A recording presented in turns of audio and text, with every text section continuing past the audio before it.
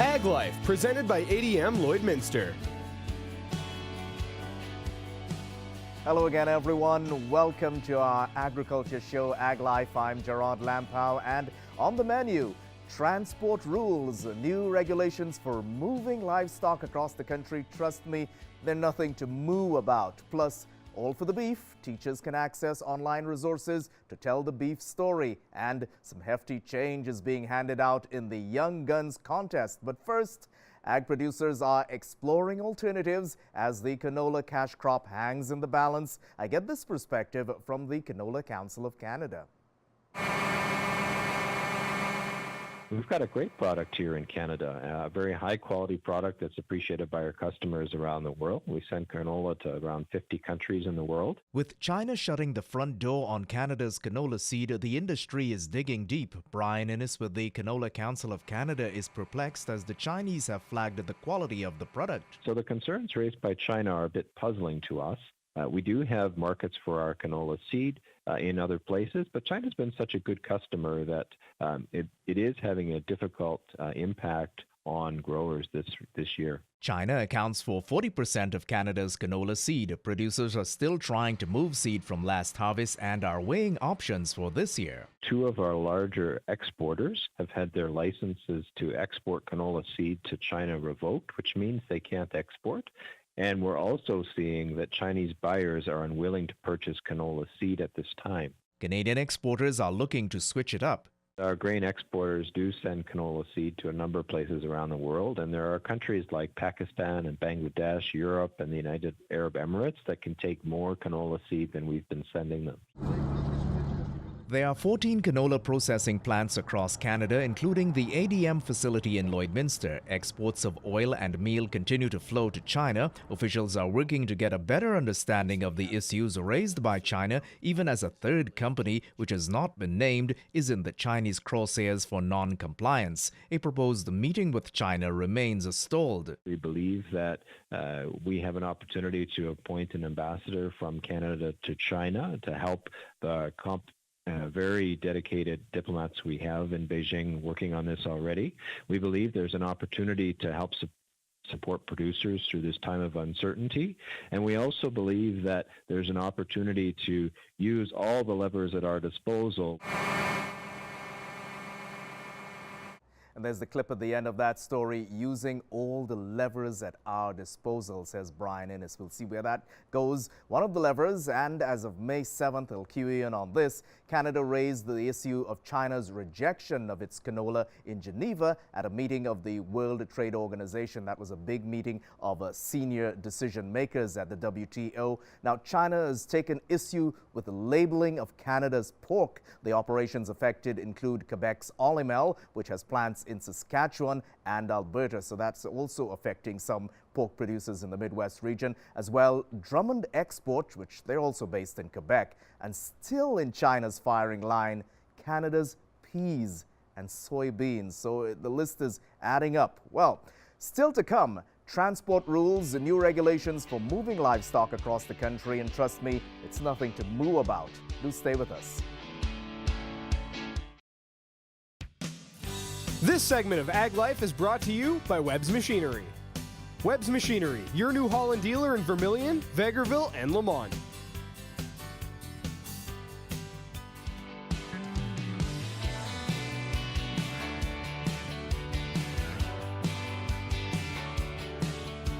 Welcome back. Well, new rules are rolling out for livestock transport in Canada. Let's find out why industry stakeholders are not happy.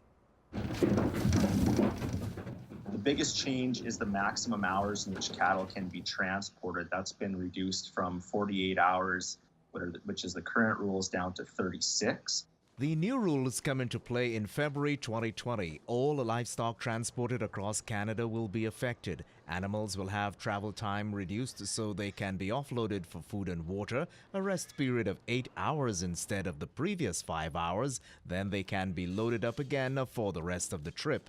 Cattle producers argue that nearly all of their animals on long cross-country travels reach their destination in good condition under the present rules. It's 99.95 success rate according to Agriculture and Agri-Food Canada research. So the The reduction in hours effectively is going to cause more frequent loading and unloading, along with increased risk of contracting disease due to more exposure to other cattle at rest stops. Stadnicki sees a greater stress for the animals and higher injury risks. And that's what really concerns us, is that we're likely to move farther away from the 100% success rate that the industry is currently operating at right now. Another contention is that most of the concerns seem to be with poultry transportation. Cattle producers argue that the CFIA is updating 44-year-old rules but have ignored beef research. The haste is also underscored as the rules are being rolled out ahead of more research data which will become available in 2021. Cattle producers will remain focused on taking care of their animals at every stage of the production process. The Canadian beef industry has an outstanding record of ensuring that cattle are transported safely. Agriculture and Agri-Food Canada research is showing that over 99.9% of the time cattle are reaching their destination in good conditions. Producers say apart from being good stewards, if their feeder cattle arrive at feedlots in poor condition, it's obviously bad for the bottom line. They say the haste to update the rules may have to do with appeasing animal advocates, so the prevailing science has been trumped by looming federal elections. The regulations need to be based on science, and they also need to lead to demonstrable improvements to animal welfare in the cattle industry. And we're concerned that these regulations may take us farther away. Tapping into youthful energy is the foundation of a solid future. I chat with the young guns of Alberta Beef who are winning some hefty change. Today I will share with you my installation of a pump project for Rockland Bay. Alberta Beef is looking for young producers as they have some attractive prizes for their super projects. Tessa Morrison, who ranches with her family near Basher, south of Camrose, won the top prize last season. I was so excited to be the youngest competitor and to have won. Organizers are pretty stoked about the Young Guns contest that has over 10 years under its belt. We get a lot of essays, PowerPoint presentations, video presentations. A lot of them will incorporate some of their 4-H stuff. Focusing on the planet, people, animals, and progress. The Young Guns even tackled the beef hormone debate. The amazing fact that I learned was the bun actually has more hormones than the burger itself, and that a boy my age produces more estrogen on my own than if I ate 8 entire cows every day. In fact, 75 grams of cabbage contains over 2,000 nanograms of estrogen compared to the same size serving of beef. Tessa Morrison, who won $1,000, shares on her sustainability project, which started as a school watershed project. It was about the installation of a water pump system and to keep our cattle off our shoreline to sustain the shoreline. The second prize is $500 and the third place gets $250. Young Guns runs until May 31st and winners will be announced in June. We like to hear their take about the beef industry, where they feel like it's heading, how it's impacted them, and this is just another way that we choose to engage with them. Tessa Morrison is saving up for college either at Olds or Lakeland. She sees the Alberta Beef Young Guns contest as a great way to contribute to the community. I'd like to give them a huge thank you for giving me the opportunity. That could take 600 head. So all the young producers, make sure that you go on Alberta Beef's website and check out that, all right? Now, time to check in with Alberta Canola as they're teasing about the 5th annual Canola Palooza in Lacombe on June 26th.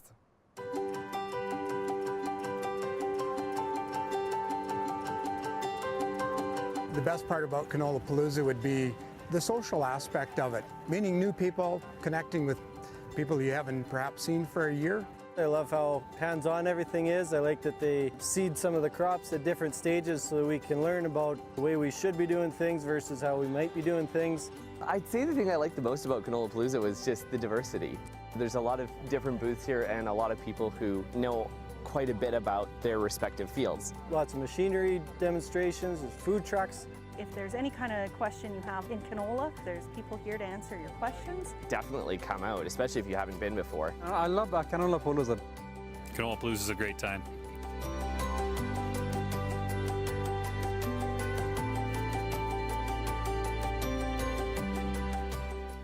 Lots of producers are out seeding already, so good luck everyone. Now, we will be checking in with some of you guys to see how it's going. Now, when we come back, transition planning, we're keeping the conversation going on handing on the farm legacy. Do stay with us.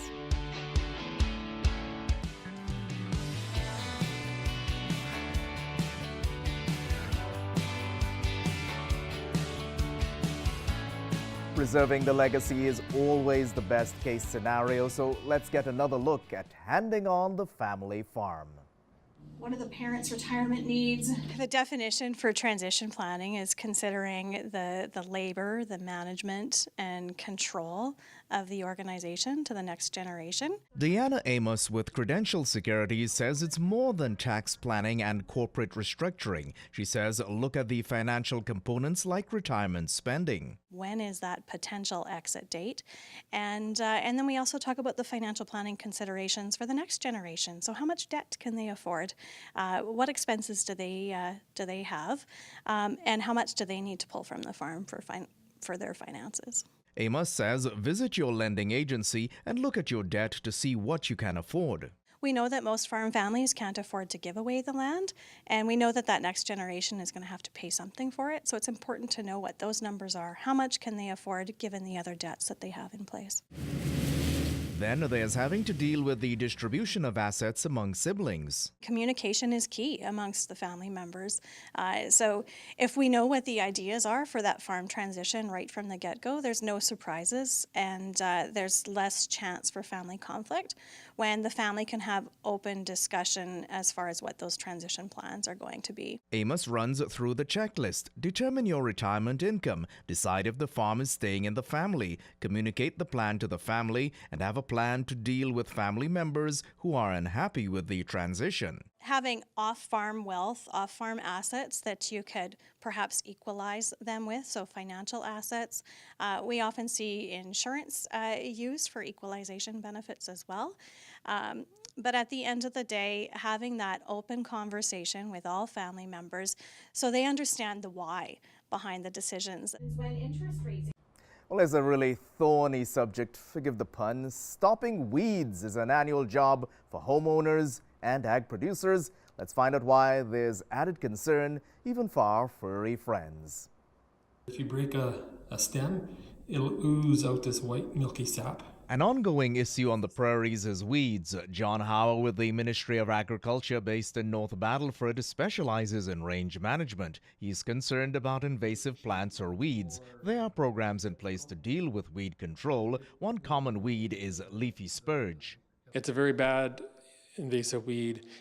The roots can go down 30 feet in the ground, and it can get to moisture and nutrients that the native grass and other vegetation can't get to, so it can outcompete that native grass. The result being undesirable weeds for livestock and the destruction of the pasture. Cattle can get sores in their mouths. Sheep and goat, however, can graze leafy spurge. There are some flea beetles that can feed on the leaves, and there are herbicide applications. The trouble with the herbicide controls, the herbicides are quite expensive. You're going to range in between, some products are around $50 an acre, and then some other products are more than that, $75 to $150. Another weed is a yellow-flowered plant called common tansy. Sort of a button-shaped yellow flower. It grows up into quite a tall bush. That'd be probably 3 feet tall and quite thick, and essentially inside that clump, there's be no grass that grows. Some weeds like common tansy also have compounds that can cause abortions in cows and expensive grief for producers. Another one is yellow-toed flax. So it spreads by a creeping root as well, and then will form a thick kind of patch. Weeds are classified as prohibited or noxious and need to be controlled or eradicated. Leafy spurge, common tansy, and yellow-toed flax are in the noxious class. Any area over 5 acres must be contained and not allowed to spread. Weeds can be controlled by biologically using the weed's natural enemies, herbicides, targeted grazing, and physically removing. A lot of people used to grow it in their flower gardens, And then it's escaped out of the flower garden, or it's also called escaped ornamental. I might put in as well that that booklet that John Hauer is using there, you can certainly get a copy of that either through the Ag Info line in Saskatchewan. John Hauer, mind you, is based out of North Battleford, and if you check online as well, Alberta Provincial, they also got that similar guideline there, so you can identify those weeds. Well, let's check in again with Alberta Canola. Dale Uglem tells us about grower extension relations.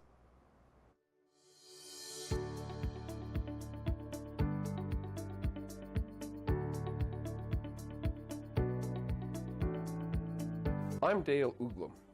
I farm in central Alberta near Balf, and I am the chair of Grower Relations and Extension Committee. Alberta Canola is committed to providing growers with access to information and resources they need in today's fast-changing world. To do this, we host a variety of events and learning opportunities each year. Every November, all 12 of Alberta Canola directors host a one-day Powering Your Profits event that feature experts on popular topics like canola agronomy, marketing, and farm business management. Other signature events include Hedging Edge, a commodity marketing workshop, Leading Edge, a farm management conference, Canolab, a canola agronomy and diagnostic event, Science-orama, a research update, and Canola Palooza, which is the agronomy event of the summer, where there is an expert answer to every canola question you have. Alberta Canola is proud to co-host FarmTech, Canada's premier crop production and farm management conference, which is the ideal place to hold our annual general meeting. We also host Canola Leaders, an intensive two-day program for young farmers from across Alberta that equips them with the valuable skills they can bring back to their local communities.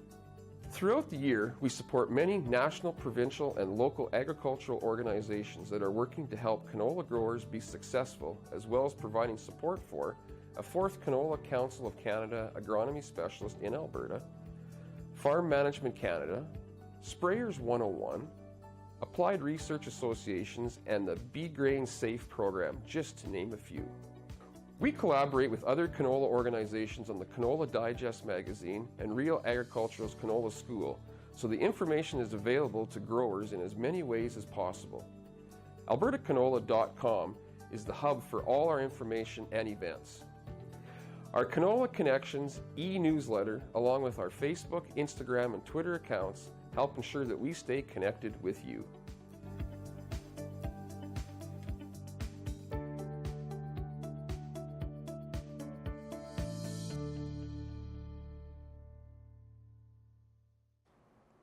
Another one of the things we've been encouraging producers to do, if you've got the time for it, we'll make some time for it to be involved on social media like Twitter and Instagram and such. And if you're putting up pictures of seeding season, just put the hashtag on it, hashtag plant19. And certainly we'll all learn from all the information that you're sharing there, pictorial information. Well, still to come, All for the Beef, online resources tailored for the school curriculum. Do stay with us.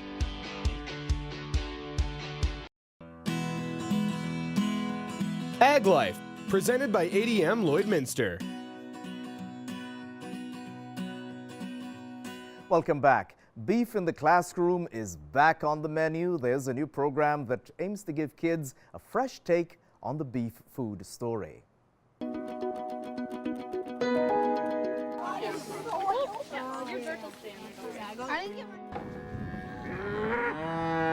Visiting the farm is one aspect of seeing the food story. Getting the tools to further study the farm is now a lot easier. Brad Dubeau with Alberta Beef says the program is called All for the Beef. The new program offers resources including a teacher manual, a student learning booklet, market cards, recipe cards, chef skill cards, and we also offer a test bank. So it's the full program that fits the course Foods 2100. The program is geared for grades 8 to 12 for the food studies classes. It also offers a lot of information about nutritional resources, how to prepare, how to handle beef. So there's lots in there that I think teachers from all grades could potentially use, but it is geared specifically to Foods 2100. And if the teachers pick it up, they can utilize that. This course resource will take them right from the beginning to the end. The program is free for teachers to use and can be accessed by clicking on the consumer side of Alberta Beef's website, then clicking the Educational Resources tab. The uptake that we've had so far has been extremely positive. This program also allows Alberta beef producers to be across the entire province. This program lets the teachers pick it up, choose when they want to put it into their semester, and it works for them. Alberta Beef is already working on adding more to the menu. We will be moving into revamping our K-6 resources. That's going to be coming up hopefully in this spring, and we'll have it all ready and prepared to go for the fall of 2019. Time now to roll our events calendar. If you want to get in on this part of the show, just email me, glampow@stingray.com. Let's have a look.